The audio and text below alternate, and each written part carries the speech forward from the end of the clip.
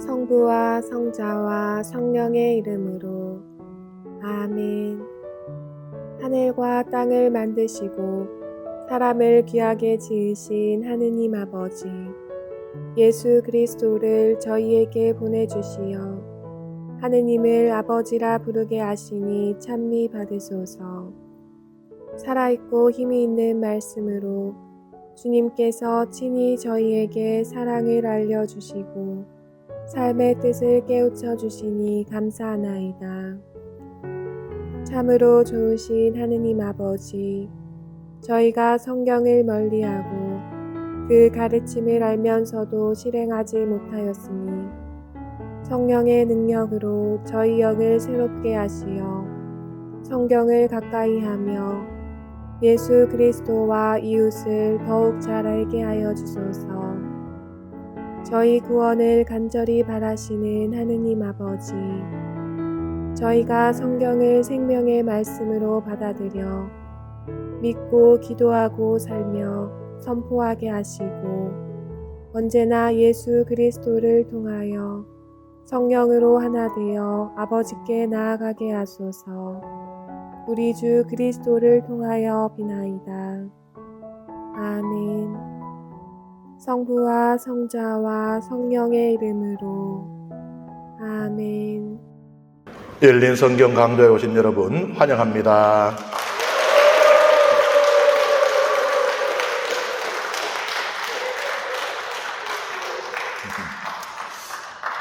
네, 우리가 지난 시간에 이제 그 사울의 회심, 그래서 바오로 사도로 다시 살아나는 그 놀라운 이 장면을 보았어요.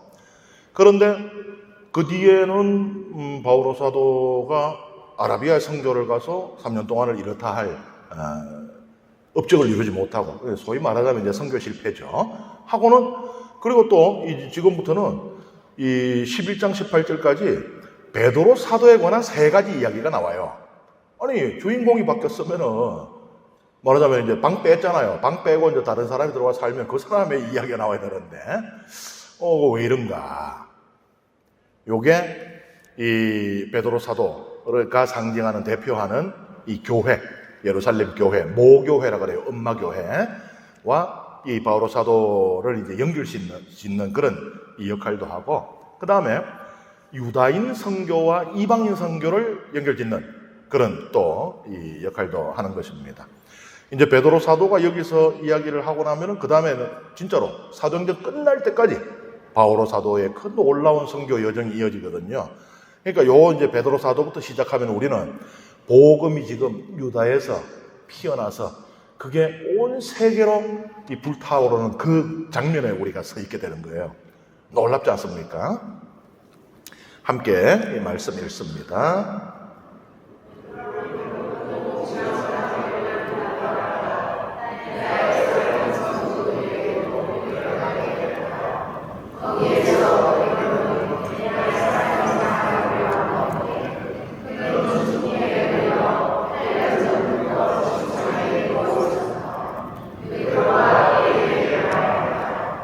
에네아스, 예수 그리스도께서 당신을 고쳐주십니다. 일어나 침상을 정돈하십시오. 그러자 곧 에네아스가 일어났다. 리따와 사론의 모든 주민이 그를 보고 주님께 돌아섰다. 베드로 사도의 기적 이야기죠. 베드로 사도를, 이 사도행전에 나오는 베드로 사도를 보면은 예수님이 떠올라요. 그러니까 베드로 사도는 예수님의 성사입니다. 우리가 성사가 뭐냐? 성사는 보이지 않는 것을 보이게 하는 것이 성사예요. 우리가 7가지 성사가 있지만 그 모두가 우리가 지금 보지 않는, 볼 수 없는 이 하나님을 우리에게 보여줍니다. 하나님의 그 자비를 우리에게 보여주는 것이 성사거든요. 저 산에 시커먼 연기가 막 올라가고 있어요. 그런데 우리는 아직 불은 안 보입니다. 불은 좀 더 뒤에 이제 막 벌겋게 타오를 거예요. 그렇지만 우리는 이미 연기를 보면서 119 전화를 해요. 저기 산에 불 났어요. 우리는 이미 불을 보고 있어요. 여기서 연기는 불의 성사거든요. 어떤 사람은 집에 담배도 안 피우는데 잿더리가, 그것도 아주 오래돼 보이는 잿더리가 하나 이렇게 있어요. 왜 그 잿더리가 있나 했더니 아버지께서 생전에 그렇게 연초를 절개 피우셨다는 거예요. 아버지가 가장 아끼던 물건. 그래서 집안에 지금 담배 피우는 사람이 하나도 없는데 그 잿더리를 볼 때마다 아버지가 떠오르는 거예요. 이 잿더리가 아버지의 성사인 겁니다. 지금 사도행전에서 베드로 사도는 예수님의 성사예요. 사실 우리가 교회가 세상의 성사라 그랬잖아요. 사람들은, 세상 사람들은 우리를 보고 예수님을 보게 될 겁니다.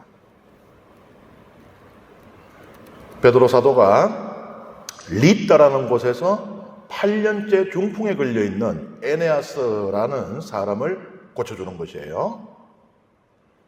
그러니까 하느님의 일이 지금 저기 리따에 있잖아요. 예루살렘이 아니잖아요, 이게. 하느님의 일이 성전이 있는 예루살렘에서만 일어나질 않는다는 겁니다.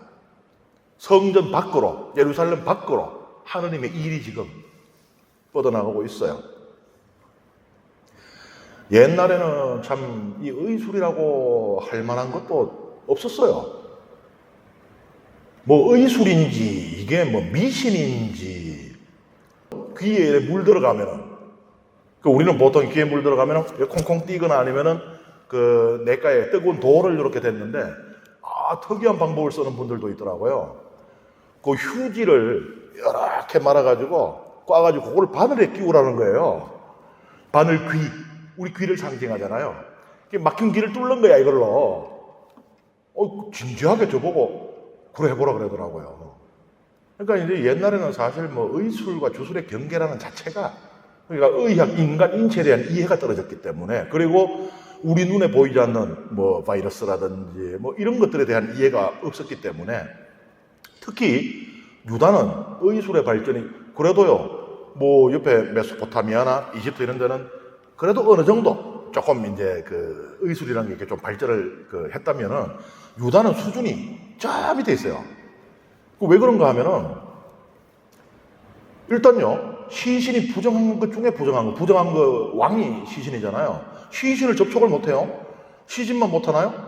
다수의 병자들, 특히 피부병이라든지 뭐 이런 전염병이라든지 이런 사람들은 아예 부정한 자리가 접촉을 못해요. 환자를 못 보니까 임상이 안 쌓이는 거야 이게.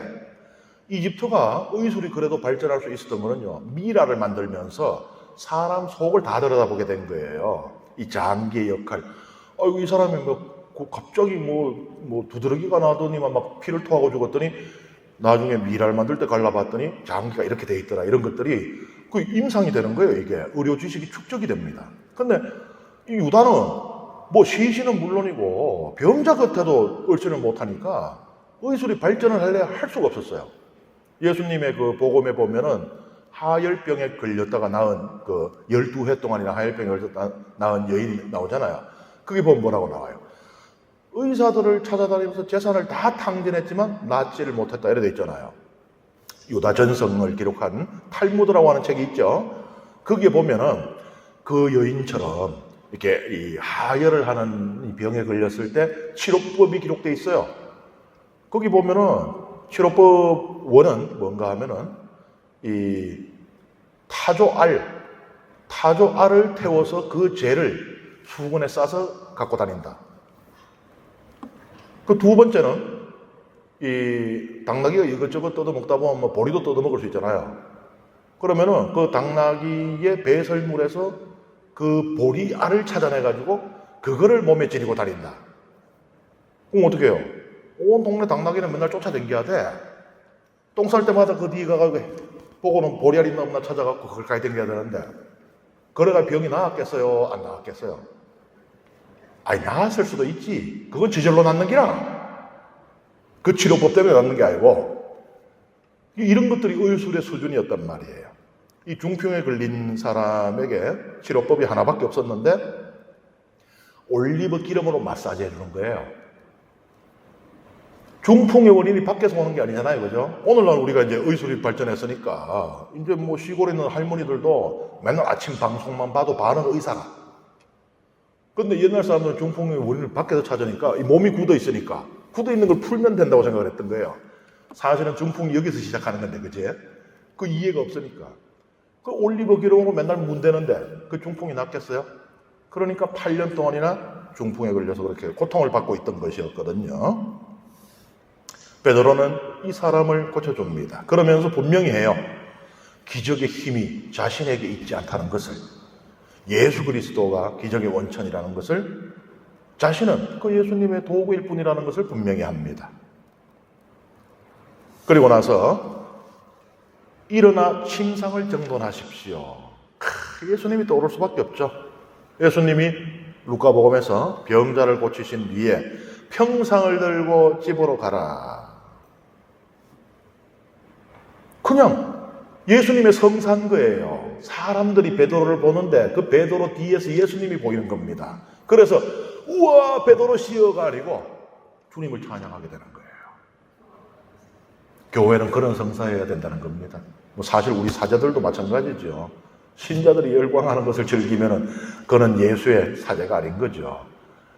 나를 보고는 사람들이 주님을 더 찬양하게 되어야 그때서야 비로소 저는 주님의 쓸모없는 종입니다 라고 고백할 수 있을 겁니다.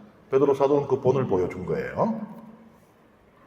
그 다음에 베드로 사도가 또 다른 기적을 일으킵니다. 함께 읽습니다. 야포에 타비타라는 여제자가 있었다. 이 이름은 그리스 말로 번역하면 도르카스라고 한다. 그는 선행과 자선을 많이 한 사람이었는데 그 무렵에 병이 들어 죽었다. 그래서 사람들이 그의 시신을 씻어 옥상방에 눕혀 놓았다.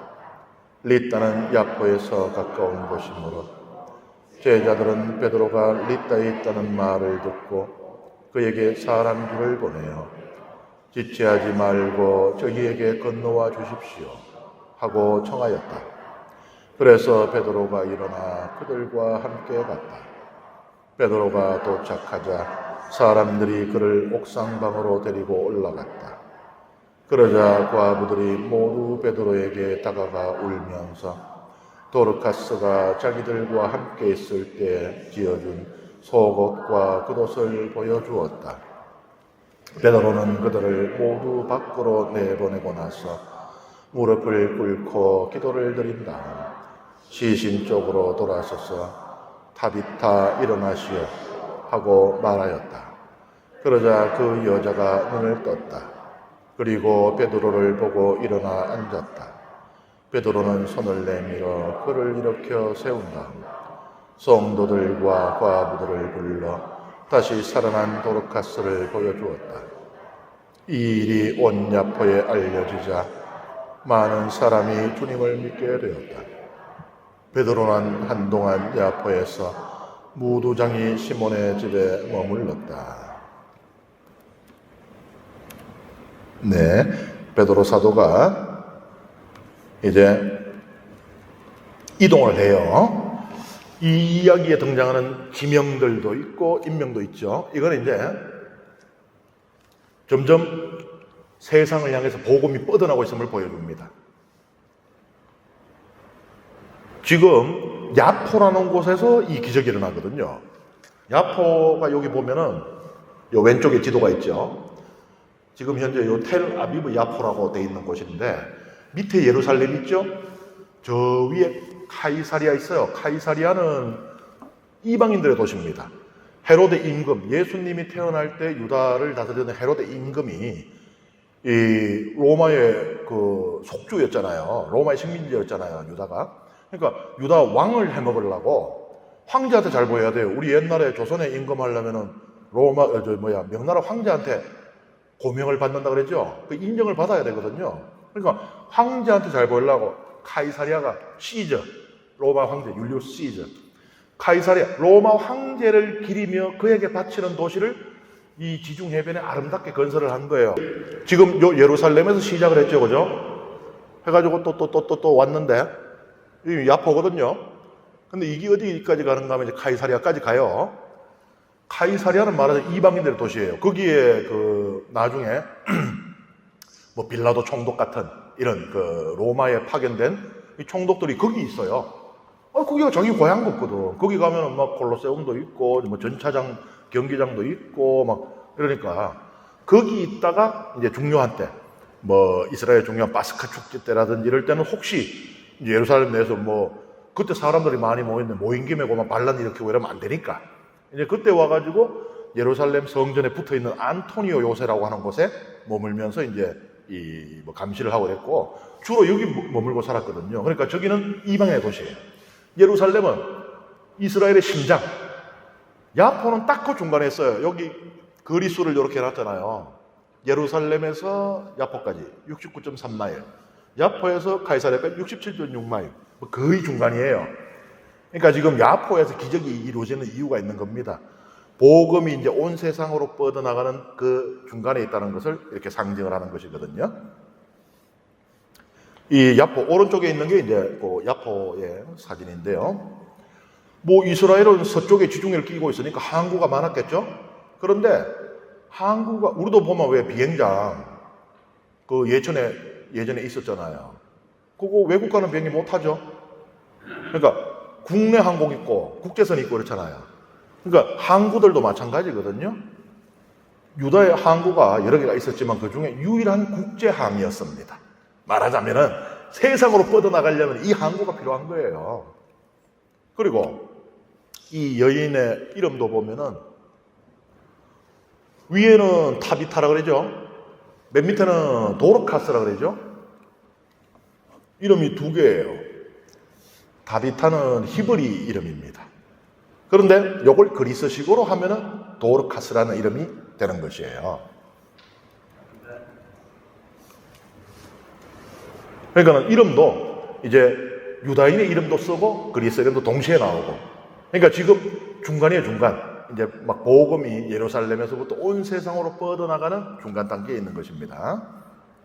여기서도 베드로는 예수님을 떠올리게 해요.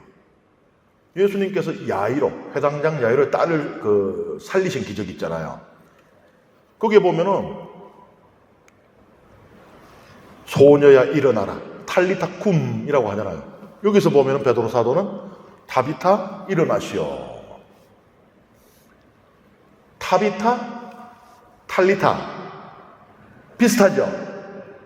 그러니까 이름도 이게 우연이 아니라니까. 탈리타 쿰, 타비타 쿰 이러다는 거예요.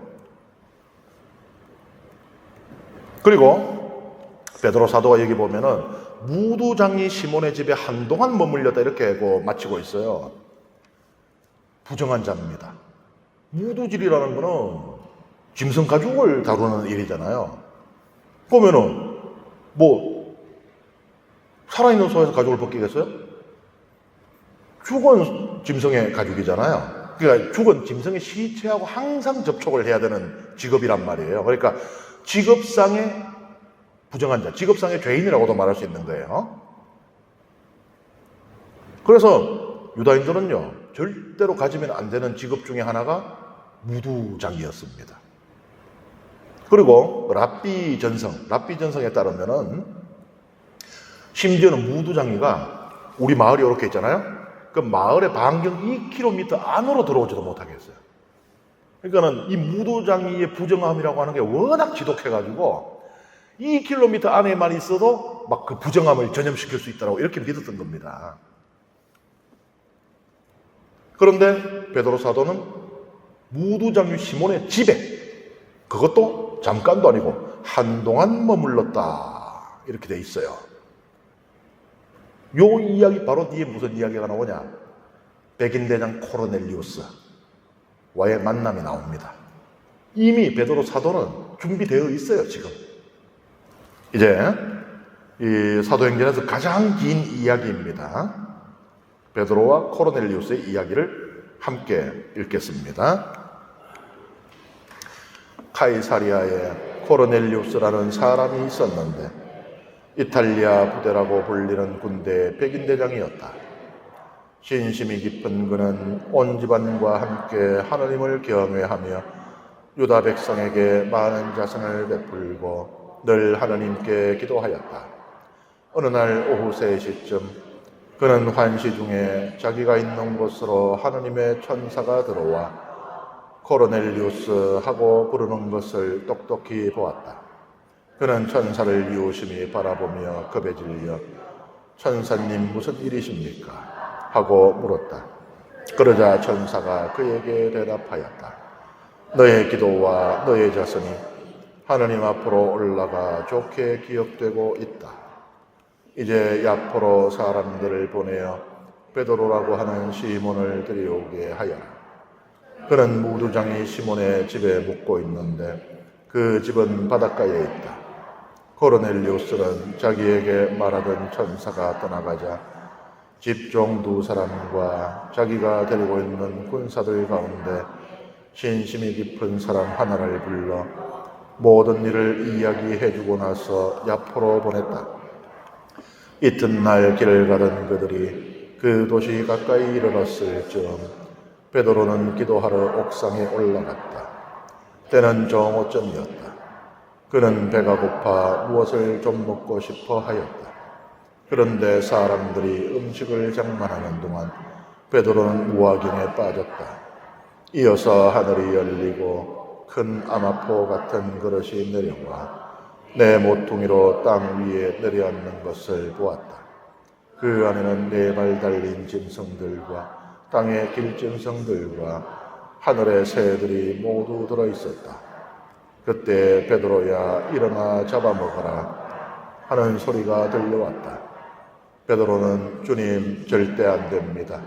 저는 무엇이든 속된 것이나 더러운 것은 한 번도 먹지 않았습니다.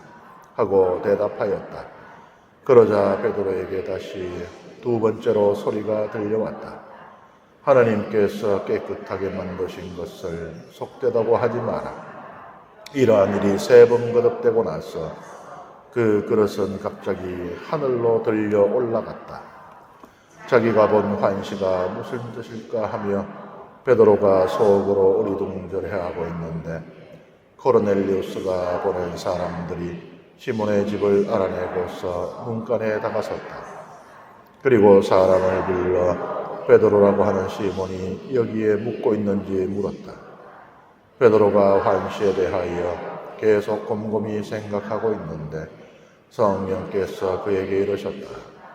지금 3사람이 너를 찾고 있다. 그러니 일어나 내려가서 주저하지 말고 그들과 함께 가거라. 내가 그들을 보냈다. 그래서 베드로는 그 사람들에게 내려가 내가 바로 여러분이 찾는 사람입니다. 무슨 일로 이렇게 오셨습니까? 하고 물었다. 그들이 대답하였다. 의롭고 하나님을 경외하는 사람으로 온 유다 민족에게 좋은 평판을 받는 코르넬리우스 백인대장이 선생님을 집으로 모셔다가 말씀을 들으라는 지시를 거룩한 천사에게서 받았습니다. 베드로는 그들을 맞아들여 그곳에 묵게 하였다. 이튿날 베드로가 일어나 그들과 함께 떠났는데 야포에 있는 형제들 가운데 몇 사람도 그와 함께 갔다. 그 다음 날 그는 가이사랴에 들어갔다. 코르넬리우스는 자기 친척과 가까운 친구들을 불러놓고 그들을 기다리고 있었다. 베드로가 들어서자 코르넬리우스는 그에게 마주 나와 그의 발 앞에 엎드려 절하였다. 그러자 베드로가 그를 일으키며 일어나십시오. 나도 사람입니다. 하고 말하였다. 그리고 코르넬리우스와 이야기하며 안으로 들어가 많은 사람이 모여있는 것을 보고 그들에게 말하였다. 유다 사람에게는 다른 민족 사람과 어울리거나 찾아가는 일이 불법임을 여러분도 알고 있습니다. 그러나 하나님께서는 나에게 사람을 속되다거나 더럽다고 하면 안 된다는 것을 보여주셨습니다. 그래서 사람들이 나를 데리러 왔을 때 이의 없이 따라온 것입니다. 이제 여러분이 무슨 일로 나를 데리러 사람들을 보냈는지 묻고 싶습니다. 그러자 코르넬리우스가 대답하였다. 나흘 전 바로 이맘때 곧 오후 3시에 저는 집에서 기도를 드리고 있었습니다.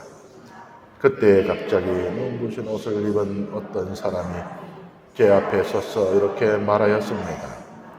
코르넬리우스야, 하나님께서 너의 기도를 들어주셨고 너의 자손을 기억하고 계시다. 그러니 야포로 사람들을 보내어 베드로라고 하는 시몬을 불러오너라. 그는 바닷가에 있는 무두장이 시몬의 집에 묵고 있다. 그래서 제가 곧 선생님께 사람들을 보낸 것인데 참 잘 와주셨습니다. 지금 저희는 주님께서 선생님께 지시하신 모든 말씀을 들으려고 다 함께 하나님 앞에 모였습니다. 베드로가 입을 열어 말하였다. 나는 이제 참으로 깨달았습니다. 하나님께서는 사람을 차별하지 않으시고 어떤 민족에게서든 당신을 경외하며 의로운 일을 하는 사람은 다 받아주십니다. 하나님께서 예수 그리스도 곧 만민의 주님을 통하여 평화의 복음을 전하시면서 이스라엘 자손들에게 보내신 말씀을 여러분은 알고 있습니다. 그리고 요한이 세례를 선포한 이래 갈릴레아에서 시작하여 온 유다 지방에 걸쳐 일어난 일과 하나님께서 나자렛 출신 예수님께 성령과 힘을 부어주신 일도 알고 있습니다. 이 예수님께서 돌아다니시며 좋은 일을 하시고 악마에게 짓눌리는 이들을 모두 고쳐주셨습니다. 하나님께서 그분과 함께 계셨기 때문입니다. 그리고 우리는 그분께서 유다 지방과 예루살렘에서 하신 모든 일의 증인입니다. 그들이 예수님을 나무에 매달아 죽였지만 일으키시어 사람들에게 나타나게 하셨습니다. 그러나 모든 백성에게 나타나신 것이 아니라 하나님께서 미리 증인으로 선택하신 우리에게 나타나셨습니다.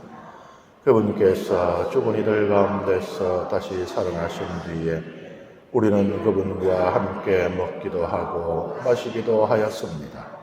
그분께서는 하나님께서 당신을 산 이들과 죽은 이들의 심판관으로 임명하셨다는 것을 백성에게 선포하고 증언하라고 우리에게 분부하셨습니다. 이 예수님을 두고 모든 예언자가 증언합니다. 그분을 믿는 사람은 누구나 그분의 이름으로 죄를 용서받는다는 것입니다. 베드로가 이러한 일들에 관하여 이야기하고 있을 때 말씀을 듣는 모든 이에게 성령께서 내리셨다. 베드로와 함께 왔던 할례받은 신자들은 다른 민족들에게도 성령의 선물이 쏟아져 내리는 것을 보고 깜짝 놀랐다. 이 다른 민족 사람들이 신령한 언어로 말하면서 하나님을 찬송하는 것을 들었기 때문이다. 그때 베드로가 말하였다. 우리처럼 성령을 받은 이 사람들에게 물로 세례를 주는 일을 누가 막을 수 있겠습니까? 그러고 나서 예수 그리스도의 이름으로 세례를 받으라고 그들에게 지시하였다. 그들은 베드로에게 며칠 더 머물러 달라고 청하였다. 유다 지방에 있는 형제들이 다른 민족들도 하나님의 말씀을 받아들였다는 소문을 들었다.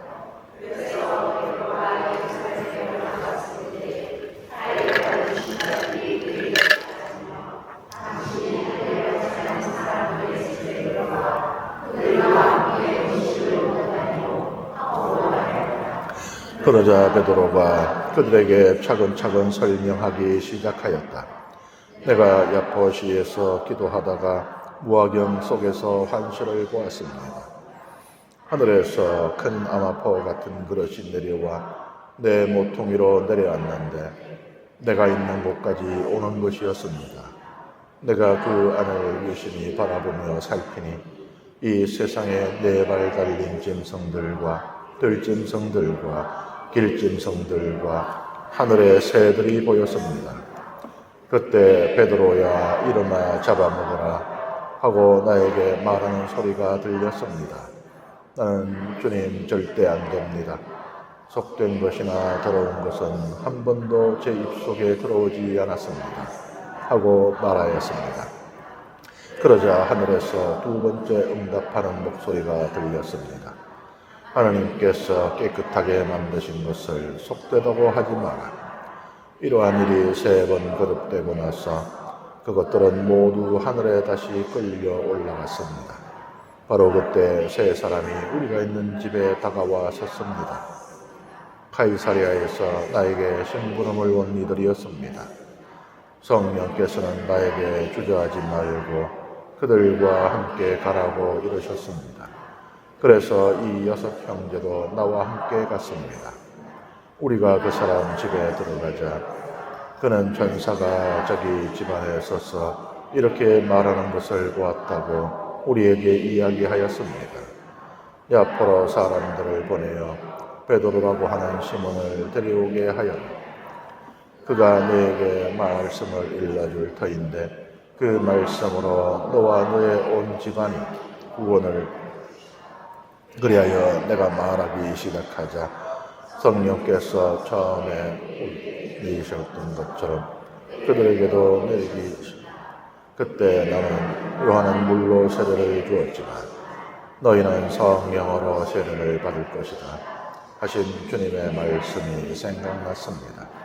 이렇게 하나님께서는 우리가 주 예수 그리스도를 믿게 되었을 때 우리에게 주신 것과 똑같은 선물을 그들에게도 주셨는데 내가 무엇이기에 하나님을 막을 수 있었겠습니까?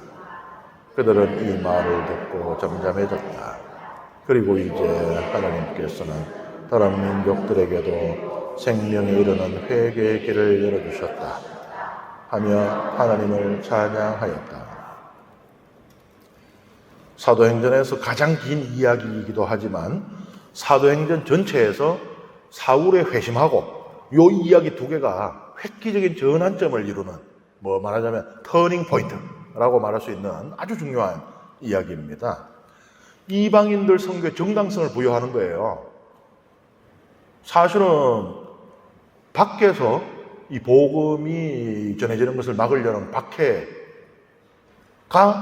치명적이었던 게 아니에요. 우리가 읽어왔지만 박해는 오히려 더 빨리 더 멀리 복음이 전해지게 도와주는 그런 보조의 역할을 했습니다. 박해가 세면 셀수록 복음이 더 빨리 뻗어나갔거든요. 정말 큰 위협은 교회 내부에 있었어요. 유다인 중심의 교회였거든요. 예수님도 유다인이었고 사도들도 유다인이었고. 그러니까 이 그리스도인이 된다는 것은 유다인이 되고 그리스도인이 된다는 걸 의미하는 것과 똑같았어요. 유다인이 아닌 이들이 그리스도인이 된다는 것은 생각 고려의 여지가 별로 없었던 겁니다. 그런데 이러한 사건이 이제 이방인이 그리스도인이 되지 않을 이유가 뭐냐? 성령께서 하시는 일인데 라는 것이에요. 여기에 이제 유다교의 아주 중요한 주제 하나가 등장하죠. 이 정결법, 음식 규정. 유다인들은 아직까지도 경건한 유다인들은 굉장히 까다롭게 음식 규정을 지켜요. 제가 이제 한번 비행기 탔을 때 제 바로 옆자리에 이제 유다인이 타고 있었거든요. 그래서 이제 저는 그냥 이렇게 나오는 기내식을 먹는데 이 사람은 기다리더라고요. 이렇게 우리 거 다 나온 뒤에 나오는데 코시푸드라 그래가지고 이 정결한 음식을 정결한 방법으로 랍비가 감독하는 상태에서 이 잡은 것으로 이 요리한 그게 나와요. 이걸 보니까는 우리는 보통 기내식 한 요만하잖아요, 그죠? 이 사람 이만해요.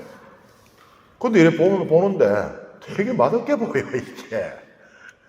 말하자면은 고기가 나와도요, 핏기가 하나도 없어. 피를 싹 다 빼버리니까요. 이게 좀 핏기가 이렇게 돌아줘야 이게, 신선하군 하면서 이렇게 썰어 먹을 텐데, 이거는 그냥, 저거 뭔 맛으로 먹겠나 싶을 정도인데, 아직까지도 중요해요. 이 정결한 음식에 대한 규정. 이것은 초대교회는, 시대에는 아주 큰 걸림돌이었죠. 그걸 가지고 이제, 하나님께서 베드로 사도에게 당신의 뜻이 무엇인지를 알려주신 겁니다. 이야기 무대는 카이사랴예요. 제가 아까 말씀드렸지만은 카이사랴, 예루살렘에서 얍보를 간 만큼 정도를 더 가면은 카이사랴가 있습니다. 이 사진 보고 이렇게 웅성웅성하는 분들이 있는 것 같은데 맞아요. 성수순례 가서 직접 찍은 사진입니다. 거기 같이 갔던 분들은 익숙하겠죠. 로마식 도시, 로마 황제를 위해서 지은 도시입니다. 그러니까 이방인이 보글보글한 도시인 거예요. 이방인의 도시라고 말할 수 있는 것이죠. 그러니까 이 카이사랴는 이방인의 도시, 유다 땅 안에 있는 이방인의 대표적인 도시예요. 이 카이사랴를 통해서 이제 유다는 온 세상과 연결이 됩니다. 이 이야기에서 계시가 내려지는데 코르넬리우스에게도 내려지고 베드로에게도 내려져요. 그리고 이 둘이가 합쳤을 때 그 계시가 온전함이 드러나는 겁니다. 이방인 선교의 주도권을 하나님이 갖고 있는 거예요. 인간들이 가만히 생각해 보니까 아이고 이 좋은 구원을 우리끼리만 하는 거는 좀 너무하지 않아? 이방인들도 그래도 뭐 천당 가야 되지 않아? 이러는 게 아니에요. 하나님께서 주도권을 갖고 행하신 일입니다. 하나님께서 베드로에게 계시를 내리시죠. 생명의 길에 들어서는 겁니다. 모든 민족이. 이방인들에게 성령이 내리잖아요. 영을 받은 이들, 하나님께서 택하신 이들, 하나님께서 부르신 이들. 이 이야기에서 가장 인상적인 게 이 동물의 환시인데, 동물이 막 정결한 거 부정한 것 이렇게 내려온다 그러잖아요. 근데 이 동물의 목록을 보면은 우리가 이제 정결 규정을 생각할 때는 레위기 11장을 떠올립니다. 레위기 11장에 보면은 그 목록이 정결한 짐승의 목록 쫙 있고 부정가 이제 못 먹는 거 쫙 있잖아요. 그걸 떠올리잖아요. 근데 이거 가만히 보면 그런 식으로 안 돼 있어요. 뭐라고 돼 있습니까? 네 발 달린 짐승들과 땅의 길짐승과 하늘의 새들. 이거는 레위기보다 한참 앞에 있는 목록이에요. 뭐냐? 창세기에 있는 목록입니다. 하나님께서 창조하신 모든 동물. 그러니까 지금 베드로 사도는 그걸 보고 지금 나누고 있잖아요. 동물들이 이만큼 이래 있는데 조금 보니까 조건 정결한 놈, 조건 부정한 놈, 조건 정결한 놈, 조건 부정한 놈. 레위기 11장을 떠올리고 있잖아요, 베드로는. 그래서 아유 부정해서 못 먹어요 이러고 있잖아요. 근데 하나님께서 보여주신 것은 레위기보다도 훨씬 더 레위기 앞에 탈출기고 그 앞에 창세기 있잖아요.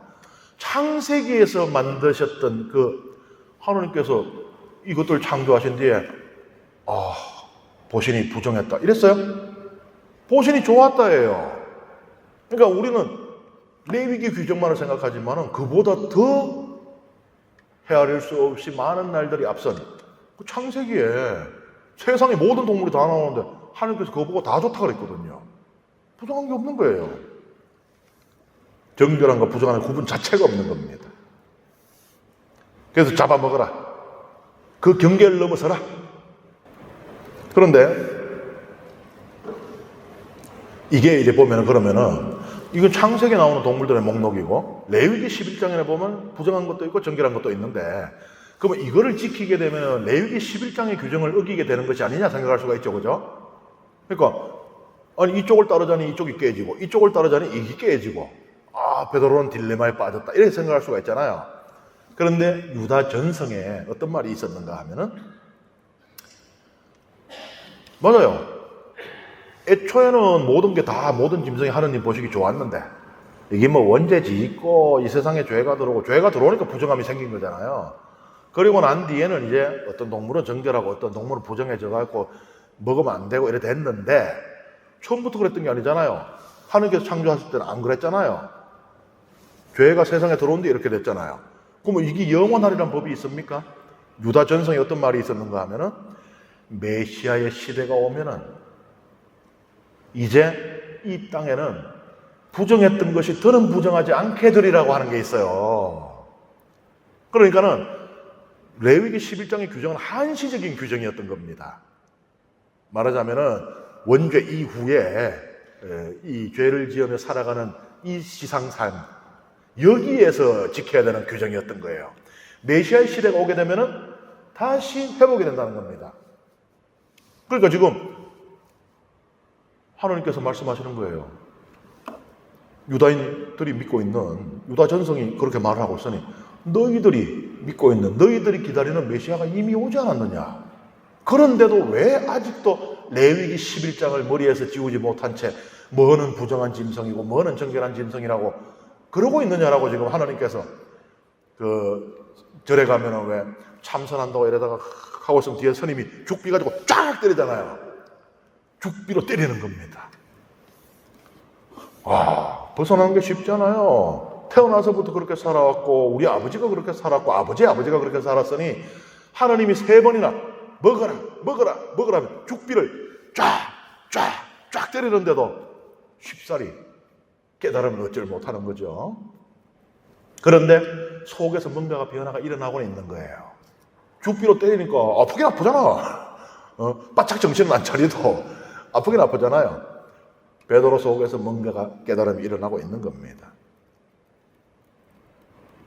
그리고 코르넬리우스를 만났을 때 그 깨달음은 완전해지는 거예요. 하나님께서 창조하시고 보시니 좋았던 그 본래의 세상으로 예수 그리스도 덕분에 돌아갔기 때문에 이제는 이방인들이 부정한 자들도 아닌 거예요. 예수님 시대에는 뭐 이방인이라고 그러면 아주 그냥 치를 떨었습니다.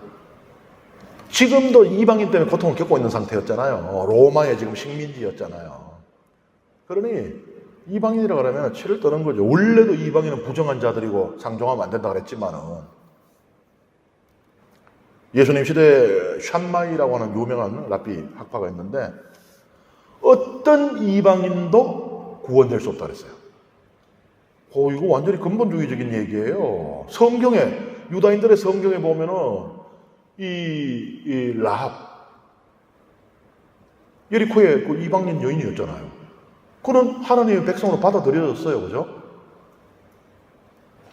그러니까 성경에도 보면은 이방인들이, 경건한 이방인들이 하나님의 백성이 되는 이야기들이 많이 나오잖아요. 근데 이 샴마야 학파는 마치 그런 일들이 없었던 것처럼 어떤 이방인도, 단 한 명의 이방인도 구원받을 수 없다. 이게 모진 소리가 나오게 돼 있어요. 삶이 팍팍하면 그렇다니까. 우리 일제 식민지 때 생각해봐요. 그때까지 갈 것도 없다.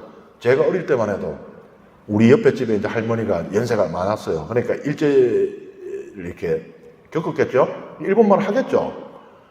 일본말을 가르쳐 준다고 하는 거예요. 근데 배우는 게 또 되게 재밌어요. 일본말 억수로 쉽게 가르쳐요. 가시나야 온나 호박 따로 가보자래요.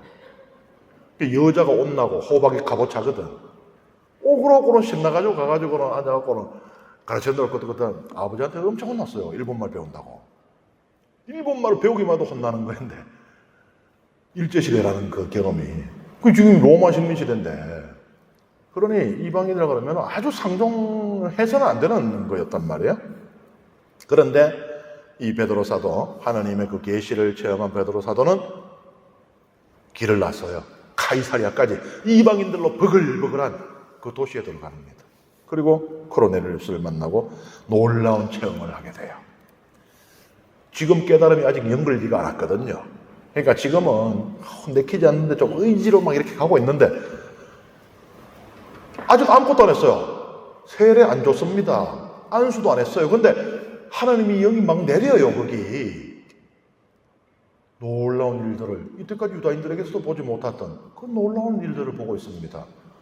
아니, 내가 지금 이 사람들을 뭐 그리스도인으로 받아들이고 말고 뭐 하나님의 백성으로 인정하고 이게 아니고 이미 하나님과 함께 살고 있는데 이들이 하나님의 영으로 지금 취해 있는데 이들이 내가 지금 뭔데 내가 뭐 받고 말고 그게 아닌 거예요, 지금. 놀라운 체험을 하게 됩니다. 이제 베드로는요, 내가 할 수 있는 게, 이때까지는 내가 로마의 그 사도들의 수장으로서 말하자면 그리스도의 상속자로서 내가 니들은 천당 문 안에 한 발 더 넣을 수 있어. 안 돼. 이렇게 생각을 하고 있었는데 그게 아니었던 거예요. 베드로 자기가 지금 그 하나님의 집, 이 교회, 온전한 교회에 내가 지금 들어갈 수 있냐 마냐야. 이게 진짜 집이거든. 그 이방인들까지 포함한. 내가 지금 한 발밖에 안 들어가 있는 거예요. 그러니까 내가 선심 쓰듯이 천국의 열쇠를 딱 열어갖고 니는 들어와. 이게 아니고 내가 지금 그 안에 들어가야 될 판인 거예요. 놀라운 깨달음을 성령으로 말미암아 얻게 되는 것이죠. 성령이 하시는 일이 이렇습니다. 성령은 진짜로 하고 싶은 대로 해요. 성령에 대해서는 공식이 없어요. 성령론이라는 신학도 있긴 있는데 딱딱 맞아떨어져 갖고 뭐 성령은 이래요 저래요 그게 없어요. 성령 하고 싶은 대로 하거든. 사도행전 읽어봐도 어떤 때는요 세례 때 성령이 내려요. 근데 어떤 때는 세례 받고 난 뒤에 사도들이 안수할 때 성령이 내려요. 근데 오늘 이 코르넬리우스는요 세례도 받기 전에 성령이 내려요. 왜? 베드로 사도에게 깨달음을 주기 위해서. 성령이 하고 싶은 대로 해요. 그러니까 공식을 만들면 안 되는 거예요, 성령에 대해서는. 그래서 바람과 같은 분이라는 겁니다. 우리가 그 성령, 바람과 같은 성령을 그러니까는 잡을 수가 없어요. 손가락 사이로 다 새나가는데 그거를 잡으려고 용을 쓸 때 뭐가 잘못됩니다. 내가 그걸 잡았다고 착각을 할 때 큰일이 나는 거예요.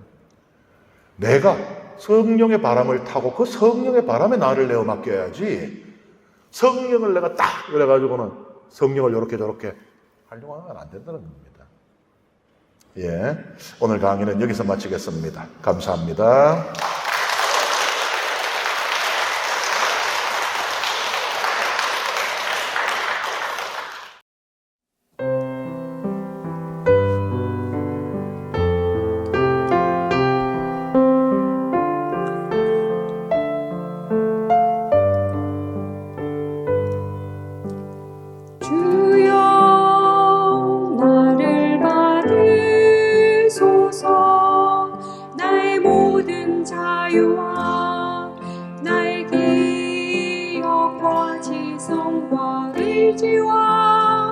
저에게 있는 모든 것을 제가 소유한 모든 것 받아주소서.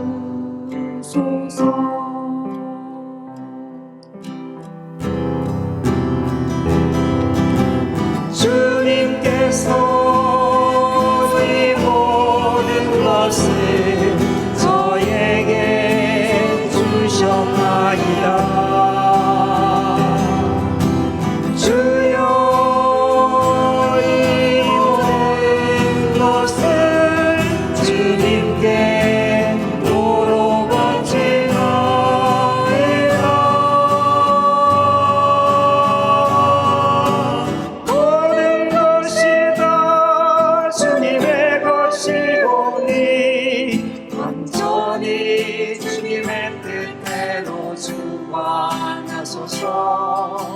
저에게는 주님의 사랑과 은총만을 허락하소서. 주님께서 이 모든 것을 저에게 주셨나이다.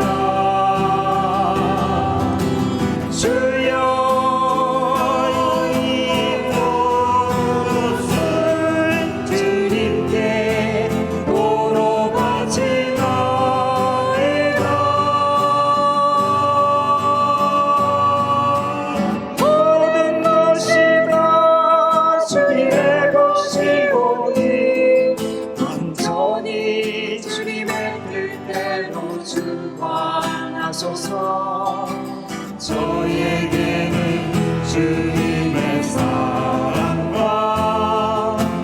은총만을 허락하소서. 저에게는 주님의 사랑과 은총만을